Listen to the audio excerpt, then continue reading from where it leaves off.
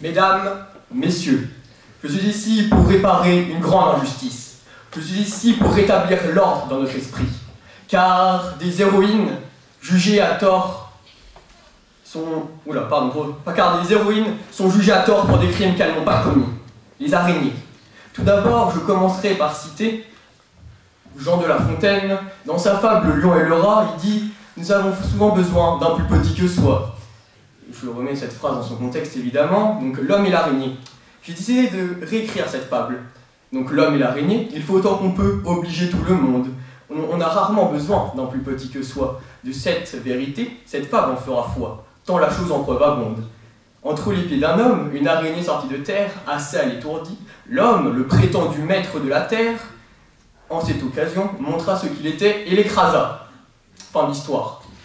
Oui, pour beaucoup, ce serait une fin logique. Qu'est-ce qu'une araignée, au final? Qu'une créature insignifiante? Mais je vais vous prouver qu'elles ne sont pas comme nous pensions, et qu'elles ne méritent pas le sort qui leur est réservé. Je commence par vous poser cette question essentielle.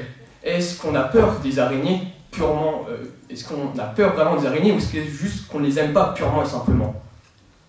Beaucoup d'études scientifiques montreraient que certaines peurs seraient un héritage culturel, donc la peur des araignées aussi, car nos ancêtres, et je ne parle pas de vos grands-parents à grands-parents, non, je parle de nos ancêtres beaucoup plus lointains, de la préhistoire, peut-être à l'époque, ne savaient pas comment réagir face à cette créature, qui a peut-être d'ailleurs changé. Ils ne savaient pas comment se défendre. Donc leur conscience a créé une sorte d'immunité pour se défendre face à cette menace. Mais les temps ont changé. Qui devrait avoir le plus peur aujourd'hui? L'homme ou l'araignée? Je vous le dis de suite, c'est l'araignée. L'araignée tue quelques individus humains par an. Et c'est triste, je le conçois. Mais combien d'araignées meurent chaque année, que ce soit par la déforestation ou simplement sous la semelle d'une chaussure? Pourquoi la mort de millions d'araignées serait-elle pas aussi triste que la mort de quelques individus humains? Dans les deux cas, c'est triste. Mais l'humain a la possibilité de réduire ce nombre. En plus, si vous savez le nombre de choses qu'elles font pour nous. En plus, nous tuons des artistes. Avez-vous déjà vu une toile d'araignée, un matin de rosée ou de givre? N'est-ce pas magnifique? Si, c'est magnifique. Et en plus, si on les trouvait adorables, ces araignées, on aurait encore des tympans. Non, je me suis pas trompé de mot, je dis bien des tympans. Combien d'humains ont perdu leur corde vocale en criant car elles se sont retrouvées face à cette minuscule créature? Et combien d'humains, là, au mauvais moment, au mauvais endroit, ont perdu leur tympan? Si on les trouverait adorables, on n'aurait pas ce problème. Et on aurait gardé nos cordes vocales et nos tympans. On a tout gagné. Mais après, bon, je peux comprendre, évidemment, ce n'est pas facile. Une araignée, c'est quand même étrange. 8 pattes, beaucoup trop d'œils, des crochets ou mandibules, parfois venimeuses, tout recouvert de poils, c'est assez répugnant. Mais elles sont pour le moins typiques. Mais d'ailleurs, en parlant de venin, selon certains zoologistes, ce venin serait des remèdes au cancer.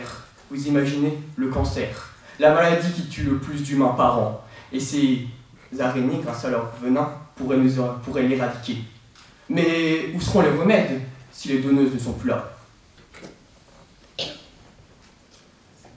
Ce venin ne tue pas que les humains, et heureusement pour nous. Elle tue un autre animal. Si on peut appeler ça un animal, car moi j'appelle ça des horreurs, les moustiques, qui sont d'ailleurs de bien plus grands tueurs en série que animaliers, je préfère préciser. Les araignées, elles, nous débarrassent d'eux.